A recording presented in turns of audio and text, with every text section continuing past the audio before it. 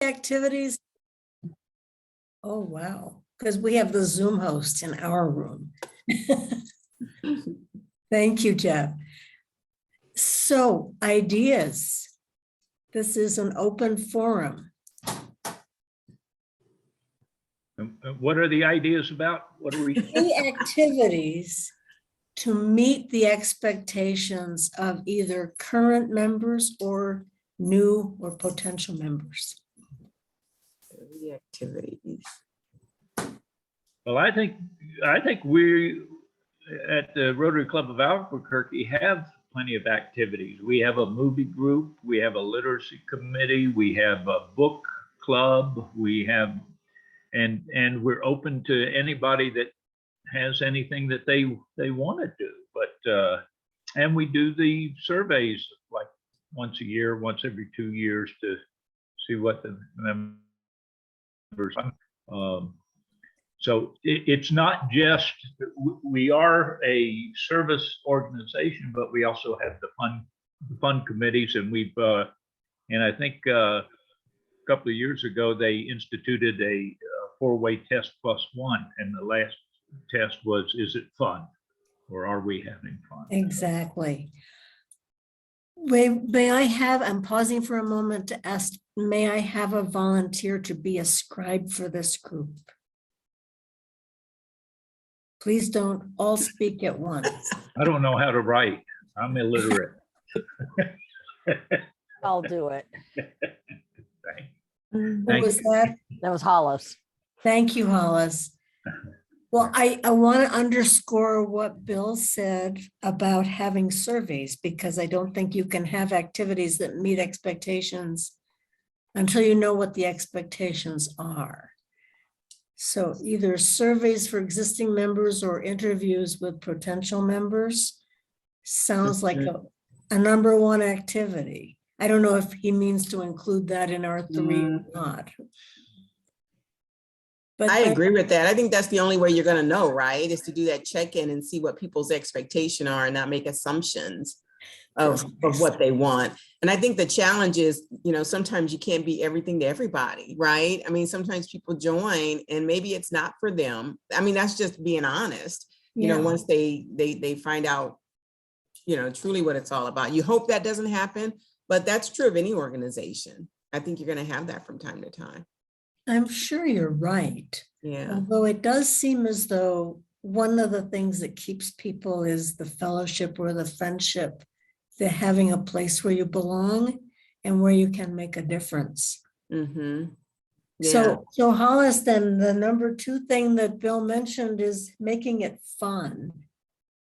So fun activities, which include a book group or a movie group, going to a ball game together, fellowship activities. Yeah, we do that too. We had an opera. We'd go Rotary at the Santa Fe Opera. We'd go to the Lobo games or things like that. So we have the fun committees, which I think are great.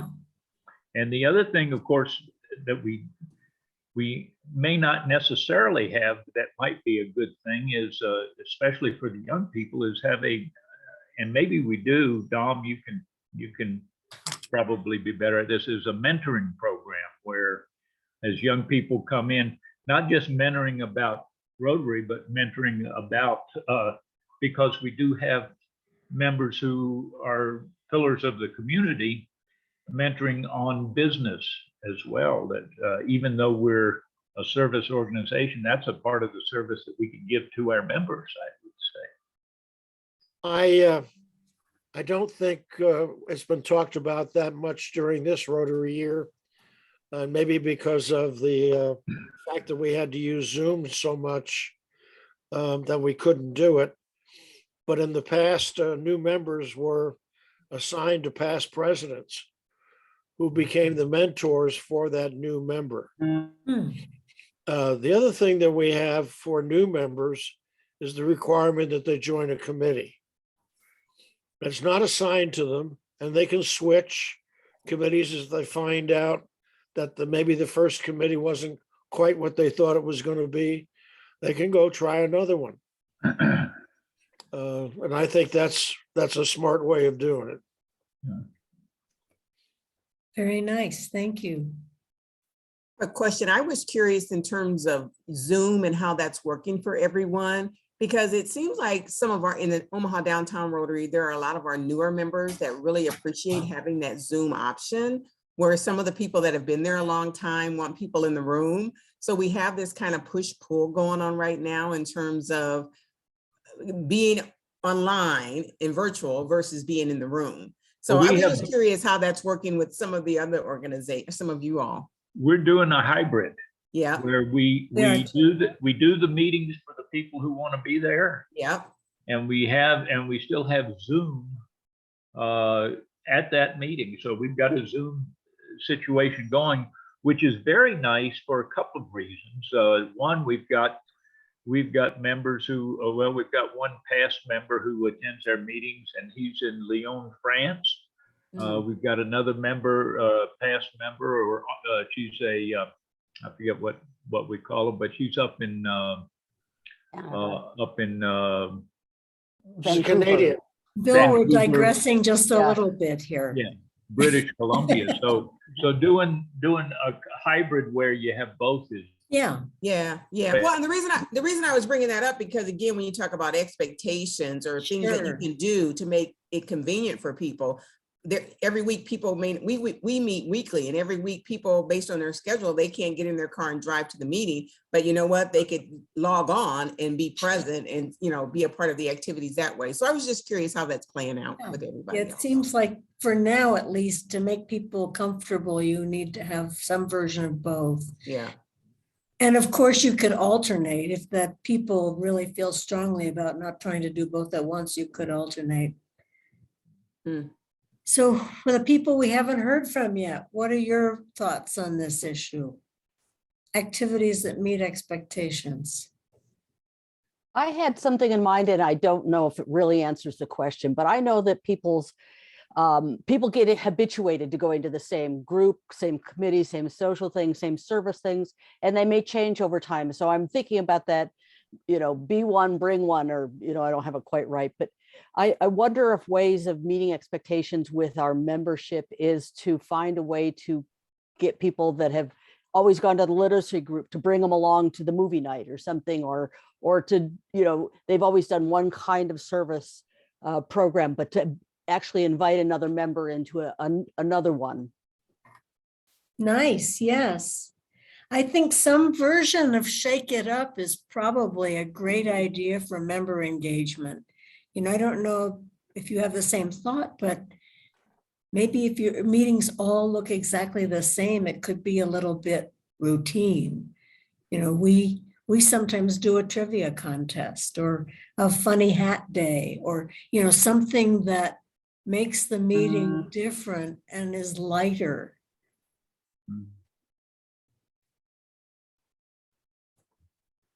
A speaker from another country is not a bad idea. Really, actually, we have one club in El Paso that used to do pop-up guests. You know, every week on Zoom, there'd be somebody who showed up, you know, somebody from district leadership or from the community or from RI, you know, who just checked in to say hi and surprise everyone. You know, you want So- people coming back. Yeah, go ahead. I was going to say, this is, since we're going to be closed pretty soon, I'm looking at what we've got here, and I've got, you know, 2 minutes. surveys for existing and new members. Make sure that we're recognize what the expectations are of people over time, making it fun and different ways of looking at whether it's through fellowship or mentoring programs. I can't read my third one. New member, oh my God. Oh, and Mentoring make- was number 3, I think. Okay, good, because then, or assigning to a committee. And then the fourth one, if this is acceptable, sort of looking at things to shake it up, you know, to make variety. That could go into fun. That, yeah. Good work, everyone. Anything anyone wants to say to complete? Janine, you've been remarkably quiet. Are you okay there? Yeah. And Zoom host, you good? Good. Okay. Thanks, everyone. Good work. And thank you, Hollis, for being our scribe and reporter. We'll My see pleasure. you back in the main room Once they let us get back in. once they let us You back. can go in. back, but I'm about to close it anyway. I'm just waiting. Here we go. Okay. Ciao.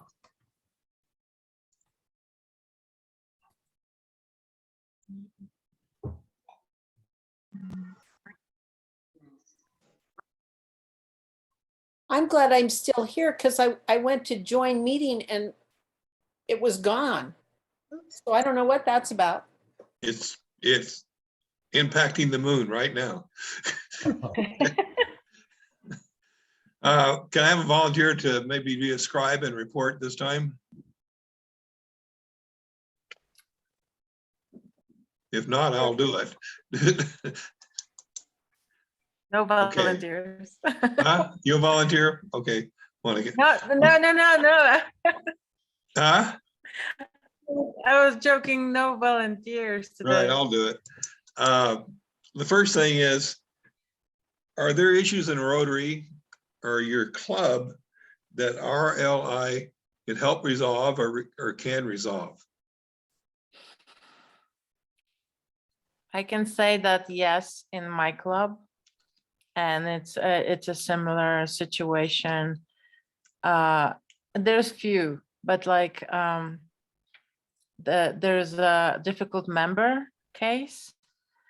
And there is a lack of anybody that did the same program, and they're just kind of like a creative Rotary club way.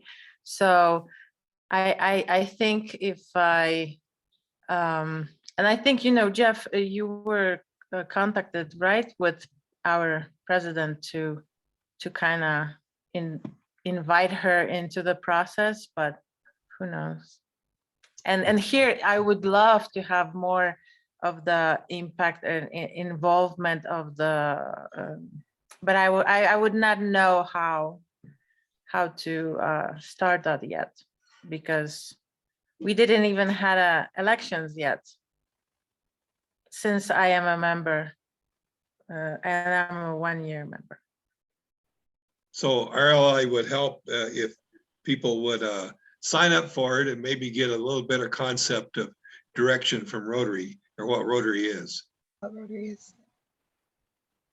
Jan? Think so. Yeah, Like, say, and like what Rotary is, that the first one, when they were going over the first course, I thought, okay, this is more than what I got. And I grew up with, but my mom been in Rotary for like 9 years before, and I still didn't know exactly. So, you know, it gave more specific information, which was Okay. that I liked.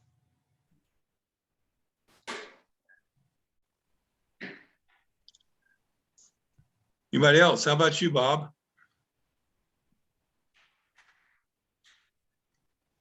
I don't hear you.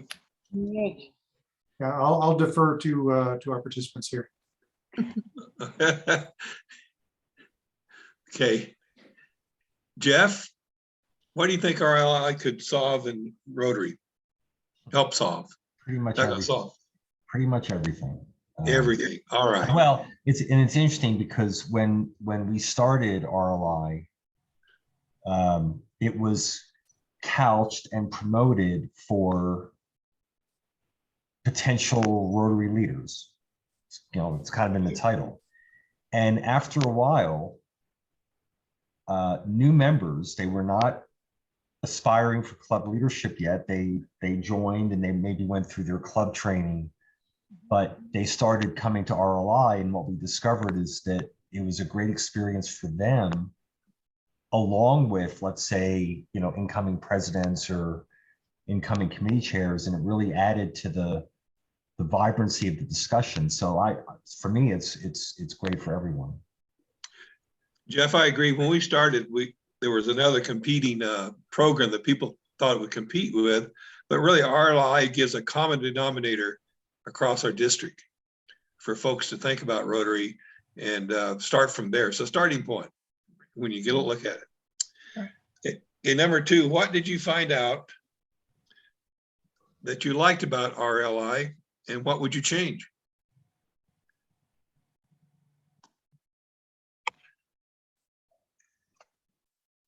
I I agree with Jeff. I'm going to tie it to the first question because it should be for anybody that's interested.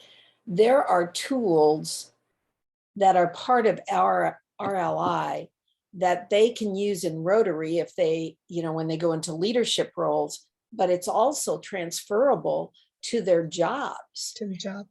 And I think about, I'm retired, but I think about, oh my, how I wish I had had so many components of this when I was in the work world. I also wish I'd taken this a little earlier. We did our little modified task force, strategic task force back in November. But that strategic planning piece is really valuable. But anytime anybody says strategic planning, nobody wants to do it. And so it's like, can we name it something else? Because if you say strategic planning, can't make it, I'm out, don't want to do it.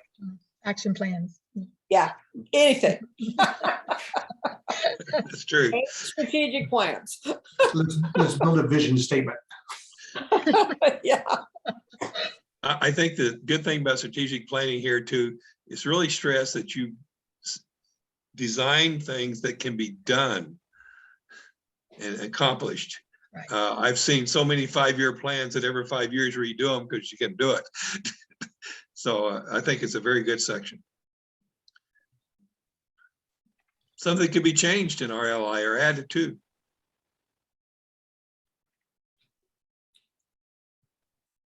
I took my first session. Go ahead. Go ahead.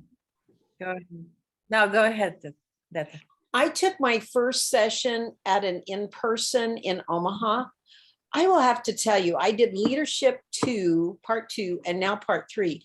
I have really enjoyed this via Zoom. I don't know why, but I feel like it's been effective and I have really enjoyed it. And maybe it's because you folks from New Mexico got this all figured out. I don't know, but I have really felt it's been very valuable. So thank you.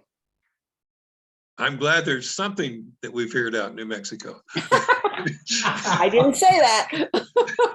Oh, that's great. That's great. Okay, Yeah, any changes you'd like to I make? also agree. I also agree with the dieta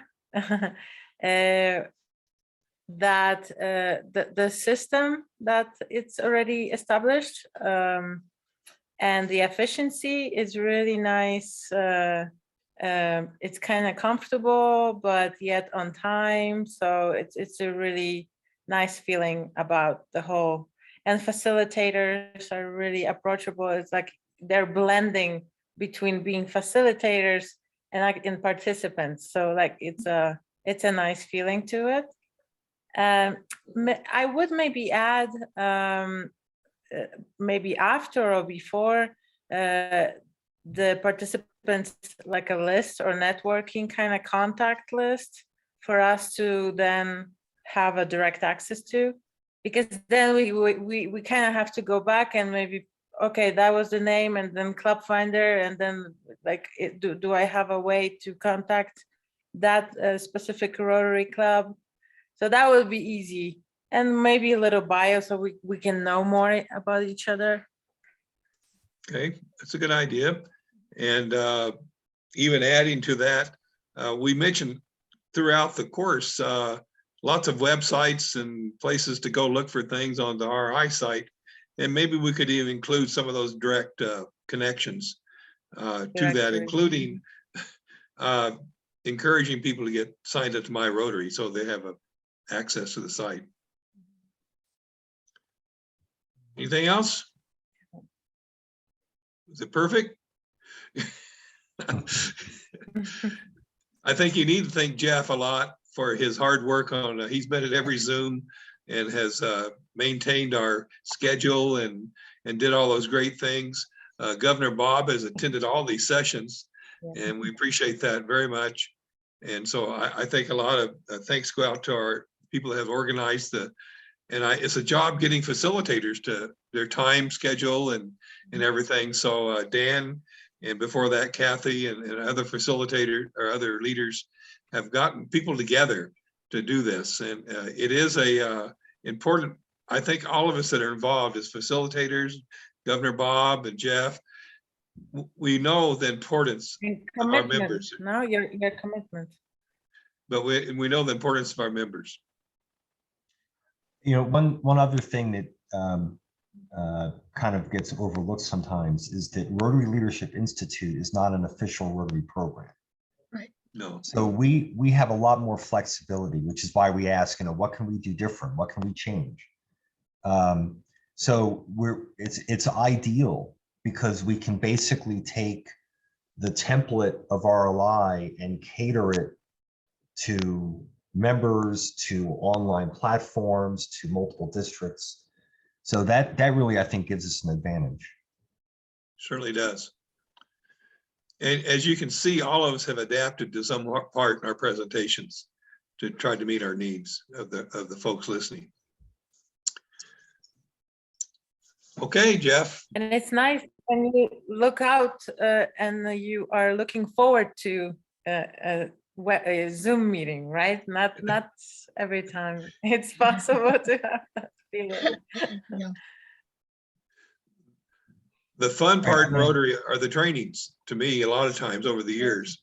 Mhm. All of the great Rotarians we meet and new faces and things like this. And I think you'll find that in your Rotary career too. All right, we'll see you back in the main room. Okay.